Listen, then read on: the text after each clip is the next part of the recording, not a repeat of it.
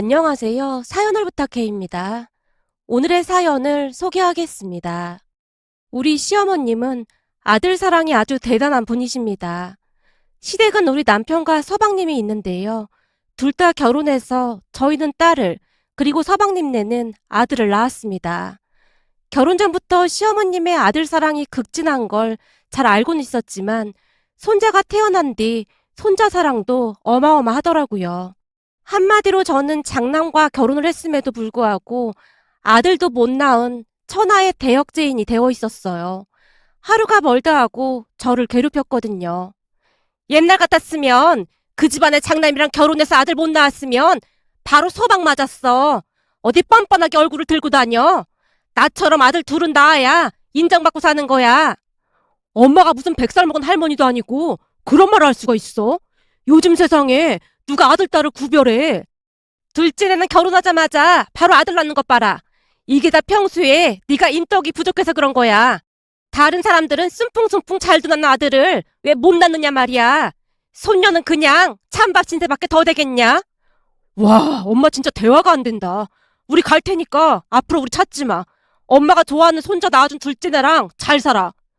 남편이 저를 데리고 밖으로 나와버렸어요.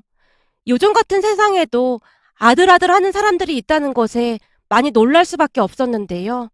저한테 그랬을 때는 나름 참으려고 노력했지만 우리 딸한테까지 그러는 건 정말 못 참겠더라고요.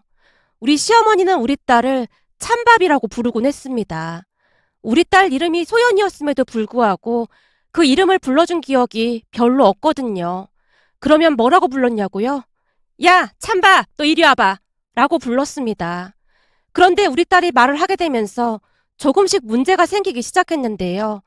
딸에게 대놓고 찬밥이라고 부르자 어느 날은 우리 딸이 할머니에게 묻더라고요. 할머니, 내 이름은 소연인데 왜 자꾸 찬밥이라고 불러? 지집 애가 말은 또 엄청 잘 알아먹네. 너네 할머니한테 찬밥이니까 찬밥이라고 부르지. 그니까 내가 왜 찬밥이냐고. 네가 지지배니까 찬밥이지. 네가 아들이었으면 귀한 대접을 받았겠지. 그러게 왜 딸로 태어난 거야? 라는 말까지 하더라고요. 그 순간 머리 끝까지 화가 치밀어 오른 제가 시어머니에게 소리쳤어요. 어머님, 지금 뭐라고 하셨어요? 지금 그게 할머니가 손녀한테 할 말인가요? 내가 내일 가지고 씨 부린다는데 네가 뭔 상관이야? 어머님이랑 진짜 말이 안 통하네요. 앞으로 저희 볼 생각하지도 마세요. 라며 제가 시댁을 나와버렸습니다. 하지만 그때까지만 해도 말은 그렇게 했지만 정말 시댁과 연 끊을 생각은 없었어요. 물론 그날 남편이 시어머니께 찾아가서 다 뒤집어 엎고 왔다는 말은 들었는데요. 그 뒤 우리가 시댁에 발을 끊자 시어머니는 아주 자연스럽게 눈물까지 보이며 우리에게 사과 아닌 사과를 했습니다. 시어머니의 레파토리는 항상 똑같았는데요. 우리가 불같이 화를 낸 채 시댁에 완전히 발을 끊어버리면 그제서야 나오지도 않는 눈물을 억지로 짜내며 사과를 하곤 했어요. 그런 일이 계속 반복되자 우리도 지칠 대로 지쳐 있었는데요. 그날도 시어머님이 눈물 콧물 다 빼며 대성통곡을 하고 있었지만 우리가 볼 때는 악어의 눈물로밖에 보이질 않았습니다. 그 모습에 남편이 그 어느 때보다 단호한 목소리로 시어머니에게 말했어요. 우리도 참을 만큼 참았어. 이게 마지막이니까 그런 줄 알아. 알았다. 이제부터는 진짜 안 그럴게.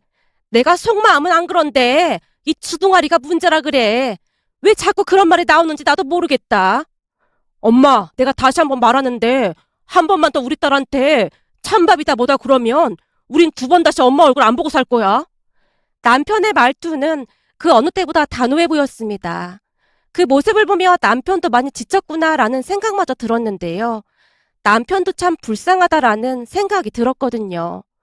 하지만 그에 비해 친정에서는 우리 딸을 너무나 예뻐했습니다. 우리 딸이 첫 손주이기도 했고 하나밖에 없는 손주이다 보니 친정 부모님에게는 항상 1순위나 다름이 없었어요. 한마디로 시댁과 친정에서 우리 딸을 대하는 태도가 냉탕과 온탕을 오가고 있었으니 우리 딸 입장에서도 많이 혼란스러울 수밖에 없었겠죠. 어느 날은 우리 딸이 제게 진지한 표정으로 물었거든요. 엄마, 할머니는 나를 왜 싫어하는 거야? 싫어하는 게 아니라 말을 예쁘게 못해서 그런 거야. 아니던데. 준석이한테는 엄청 예쁘게 하던데. 할머니가 나한테 말할 때는 막 못난이 할머니 같아. 화가 나서 눈썹이 이렇게 위로 올라가 있잖아. 할머니는 날 싫어하는 것 같아. 그치만 우리 천사 할머니는 나한테 항상 공주님, 공주님이라고 하잖아. 못난이 할머니는 날 싫어하는 게 분명한 것 같아. 라는 말을 하기도 했으니까요. 그런데 그 뒤 시어머니가 기어이 집안을 발칵 뒤집어 놓고 말았는데요. 우리는 그 이후 시댁과 완전히 연을 끊어버렸습니다. 그러니까 그날은 친정 부모님과 식사 약속이 있어서 친정으로 갔어요. 우리 딸이 외할머니 외할아버지와 워낙 친하게 지내다 보니 저보다 더 많은 말을 하곤 하는데요. 그날도 우리 딸이 친정엄마에게 속삭였다고 하네요. 할머니, 내 지갑에 이상하게 생긴 종이가 있어. 근데 이건 비밀인데 못난이 할머니가 절대로 아무한테도 말하지 말라고 했는데 내가 특별히 할머니한테만 말해주는 거야. 못난이 할머니가 그러는데 내가 그동안 착한 일을 많이 해서 주는 거래. 이상한 종이라니? 그게 뭔데? 할머니한테도 한번 보여줄 수 있어? 당연하지. 할머니는 천사 할머니니까 내가 보여줄게. 라며 늘 가지고 다니던 크루스 가방에서 지갑을 꺼내서는 지갑 안에 있던 종이 한 장을 건넸다고 합니다. 그런데 그 종이를 받아들던 친정엄마가 기겁을 한 모양인데요. 혹시나 우리 딸이 놀랄까 싶어 끓어오르는 화를 간신히 참은 채 그냥 웃고 말았다고 하는데요. 잠시 후 친정엄마가 저를 데리고 밖으로 나갔어요. 네 시어머니가 우리 소연이 착한 일을 해서 지갑에 뭘 넣어줬다고 하는데 넌 모르고 있었지? 뭐? 소연이 지갑에? 용돈이라도 넣어줬나? 우리 시어머니가 절대 그럴 사람이 아닌데. 뭘 넣어줬는데? 그리고 엄마 표정은 왜 그래? 진짜 니네 시어머니 해도 해도 너무한 거 아니냐? 글쎄 말이다. 부적을 넣어줬어. 뭐? 부적? 무슨 부적을 넣어줘? 그야 나도 모르지. 내가 가지고 가서 어떤 부적인지 확인 좀 해봐야겠다. 네 시어머니가 우리 소연이한테 좋은 걸 넣어줬을 리가 없지 않니? 절대 그럴 리가 없지. 오죽했으면 소연이가 친할머니를 못난이 할머니라고 부르겠어.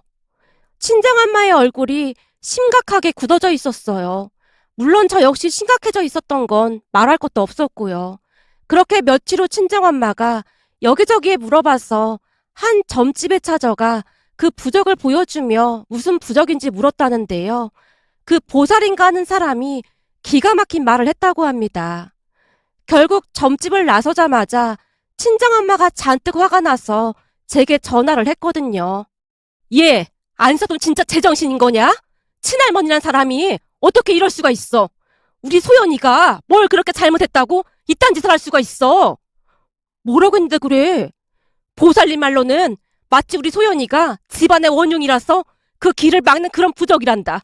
한마디로 소연이가 기가 세서 그 손자 앞날을 막는 데나 뭐래나 그러면서 소연이의 길을 눌러주는 그런 부적이라고 하더구나. 그리고 그 보살님이 나보고 뭐라고 했는 줄 아니?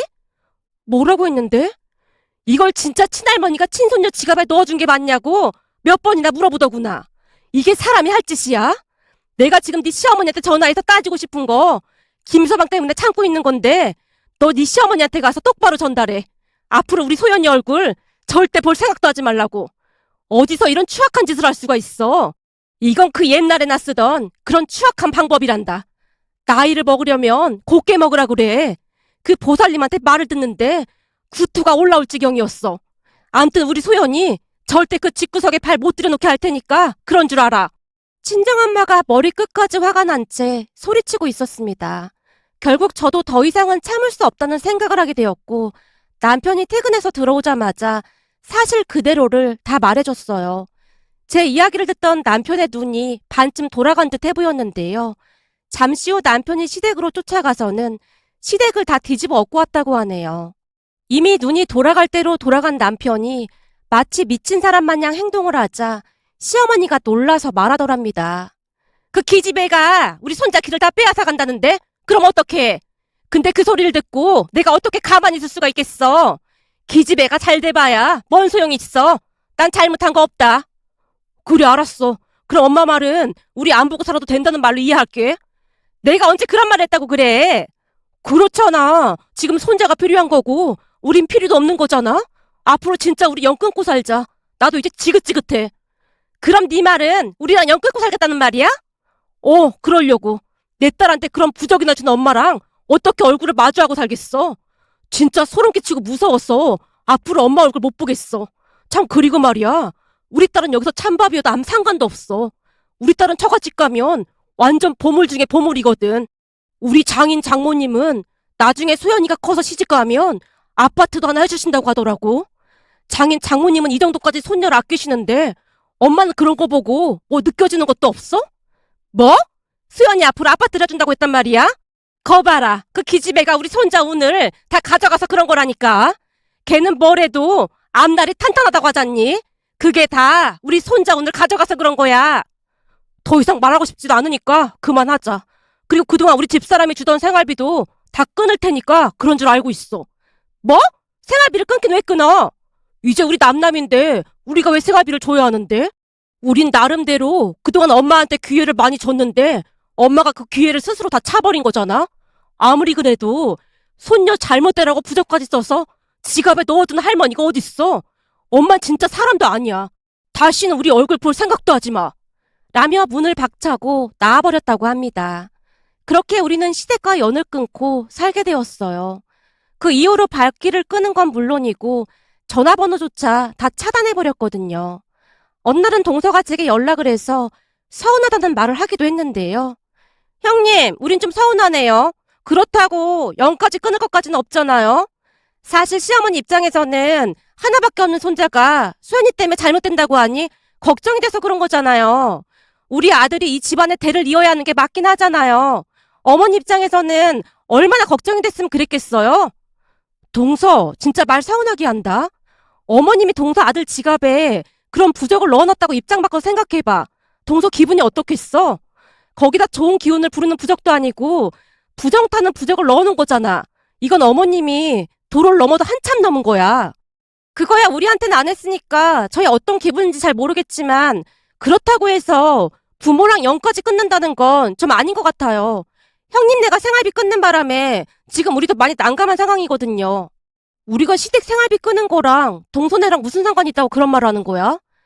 사실 그동안 형님네가 생활비 드릴 때마다 어머님이 저희한테 매달 돈을 보내왔거든요. 근데 지금 우리까지 피해를 보게 생겼단 말이에요. 그렇잖아요. 매달 들어오던 돈이 안 들어오니까 우리 입장에서 돈이 부족해서 지금 많이 난감한 상황이거든요. 그럼 우리한테 받은 생활비를 동서네한테 줬단 말이야? 아니, 전부 다 준 건 아니고 일부만 준 거죠.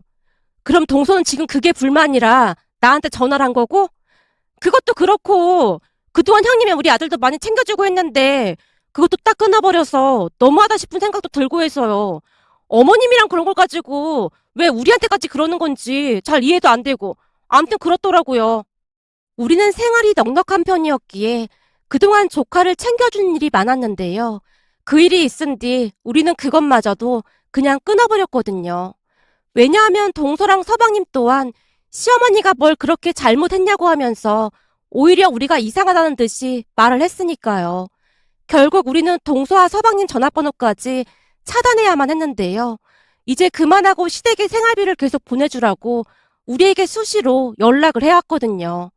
그렇게 우리는 시댁 사람들과 완전히 연락을 끊은 뒤 친정 근처로 이사까지 갔습니다. 우리 딸이 커가면서 친정부모님이 학군 좋은 곳으로 이사를 권유했거든요. 우리가 완전히 연락을 끊고 살자 불편한 게 많아진 시어머니가 전에 살던 집까지 찾아갔던 모양이지만 그 집에 다른 사람들이 살고 있었으니 정말 많이 놀랐던 것 같더라고요. 우리랑 연락이 안 되니까 친정 엄마한테까지 전화를 해서 우리가 어디로 이사를 갔는지 캐물어봤다고 하네요. 저기 사돈, 우리 큰아들이 아예 연락도 끊고 이사를 간 모양인데 혹시 어디로 이사를 갔는지 알 수 있을까요? 아니요, 저희도 잘 모릅니다. 설령 안다고 해도 가르쳐드리고 싶지도 않고요. 예? 그게 무슨 말씀이세요? 알려주고 싶지가 않다니요. 그렇잖아요. 하나뿐인 우리 손녀에게 저주 부적이나 써주는 사돈한테 알려드리고 싶겠어요?